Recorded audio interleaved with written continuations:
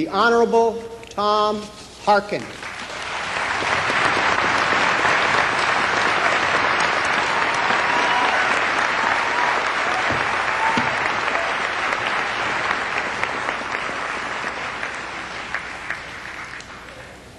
Thank you.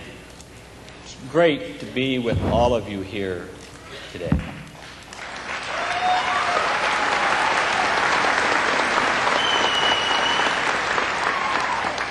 Last spring, the day after Dr. Zinsser resigned, I wrote to the students and the faculty of Gallaudet and said, quote, "You have succeeded in educating the world about deafness and that deaf people are entitled to dignity and respect."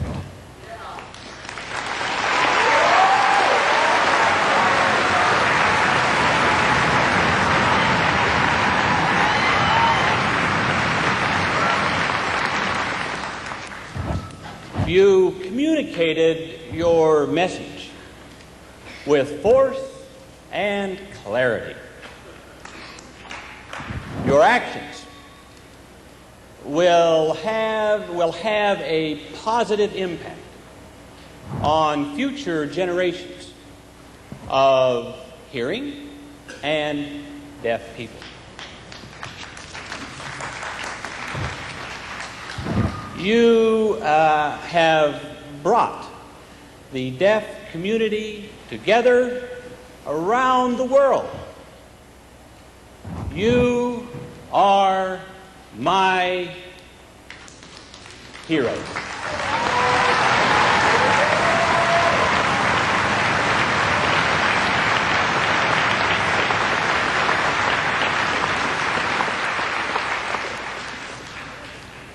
I wrote, "I look forward to meeting the next president of Gallaudet University, who I expect will be deaf."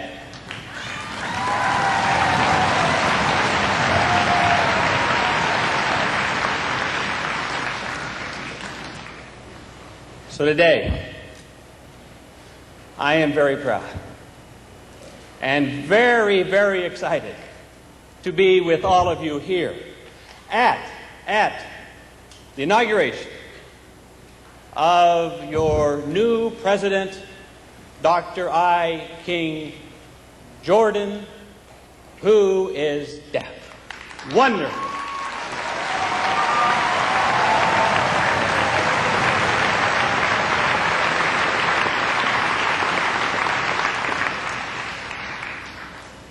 Now, you know that my brother is deaf.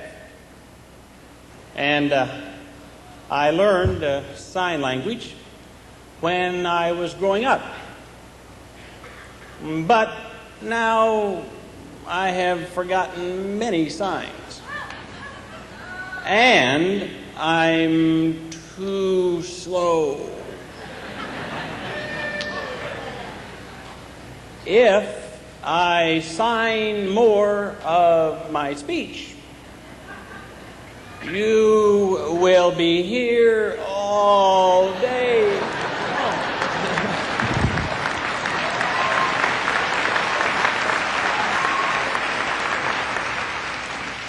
Because I don't use sign language every day. So, I will permit the interpreter to interpret from now on. Okay?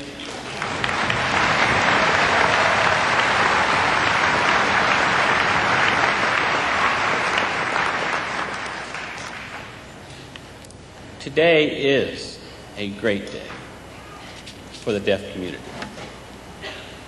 But it didn't happen by accident. It didn't happen because some benevolent person granted your wish. It happened because you made it happen. Americans who can hear but would not listen now hear and respond to the concerns of deaf Americans. As chairman of the Senate Subcommittee on the Handicapped, I was proud to give my support in whatever way I could. But it was your fight, and you had to win it, and you won it. I heard that when Phil Braven, the first deaf chair of the board, called Greg Leibach to announce the appointment of Dr. Jordan, I understand you had a fantastic party at Old Jim. From what I heard, it was the best party ever on this campus. You earned it, and I'm sorry I missed it. As I stand here with Dr. Jordan, the first deaf president in 124 years, I share your pride. He is truly a man worthy of your hopes and your dreams. Deaf children, brought up in a world that tells them that they can't, what they can't do, now see they can do anything. And the only limit to their achievements is their ability to dream. And their inspiration is President Jordan. When I was home in Iowa, I saw my brother. Now he's not a young man any longer, but you filled him with youthful enthusiasm. You inspired him and you fired him with pride. And when I was in Europe this summer, I was approached by a small group of deaf people who asked me about the president. They weren't interested in Ronald Reagan.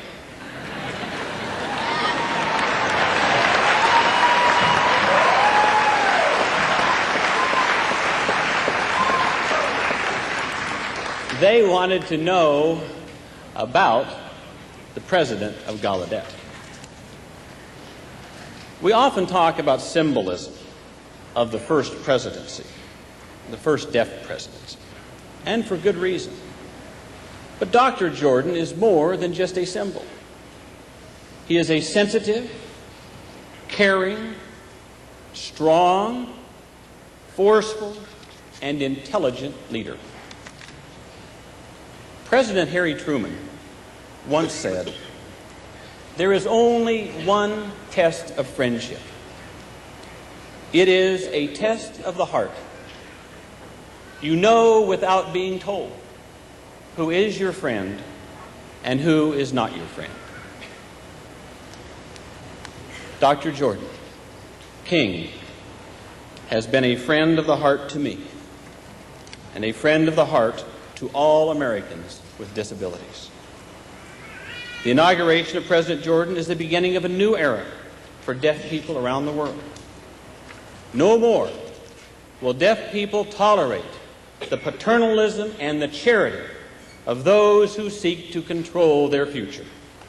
You are the masters of your own destiny.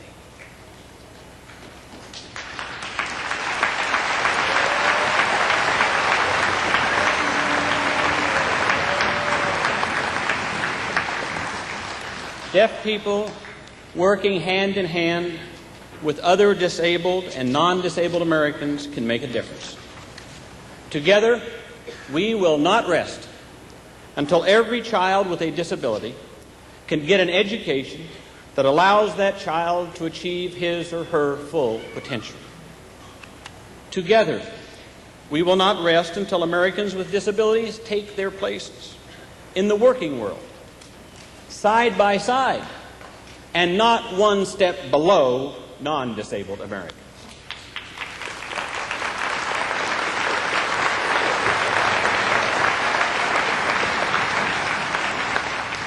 Together, we will not rest until deaf and other Americans with disabilities seek and win offices in our courthouses, our state houses, and in the Congress of the United States.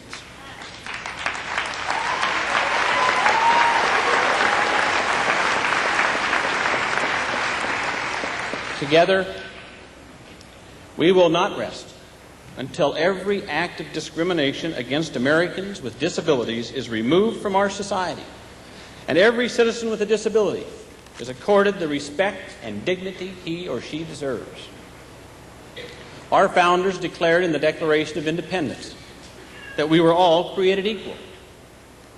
Yet it took almost a century for black Americans to break the yoke of slavery. It took another 60 years for women to earn the right to vote. It took another 45 years to pass the historic Civil Rights Bill of 1964. So as you can see, the history of the United States has been a constant story of opening more doors, breaking down barriers, extending human rights to more and more people.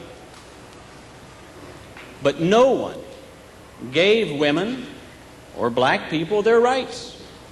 They had to fight for them. No one will give Americans with disability their rights. You will have to fight for them. And you must fight, because your civil rights have not yet been secured. Under our nation's civil rights laws, an employer can no longer say to a prospective employee, "I will not hire you because of the color of your skin, or because you're a woman, or because you're Irish, or Jewish, or Catholic." If the employer did, then that person could march to the courthouse, file a lawsuit, collect damages and attorney's fees. But as Greg Leibach testified before my subcommittee this summer, there is still one group of Americans who are not accorded their civil rights. To this day, the courthouse door is still closed to Americans with disabilities. It's time that we open that courthouse door.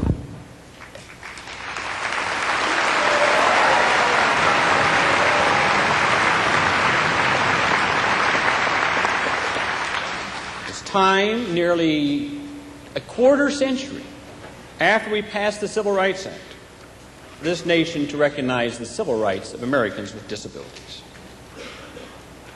I chair the Handicapped Subcommittee in the U.S. Senate, and with your help, we will pass the Americans with Disabilities Act to make this dream a reality.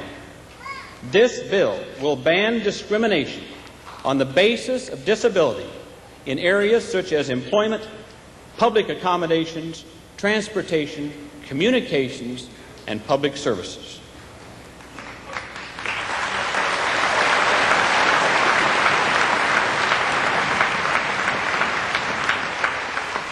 I know that together we can do it. You have already shown the world that anything is possible. It will be a long and tough road. I'm not going to kid you that it will be easy. But I'm reminded of one of my heroes, Rosa Parks, who got off that bus in Montgomery, Alabama in 1955. And she said she was not going to ride in the back of the bus anymore.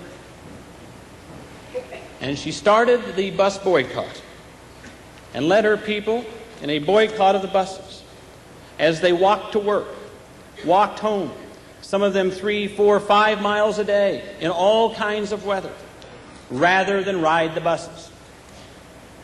The boycott lasted 381 days. They were harassed, they were threatened, they were physically beaten, but they would not surrender because they were right. They had been second-class citizens too long, and they would not stand it any longer. They held on, and after it was all over, The black citizens of Montgomery broke the back of the bus company and sat anywhere they wanted to on the buses.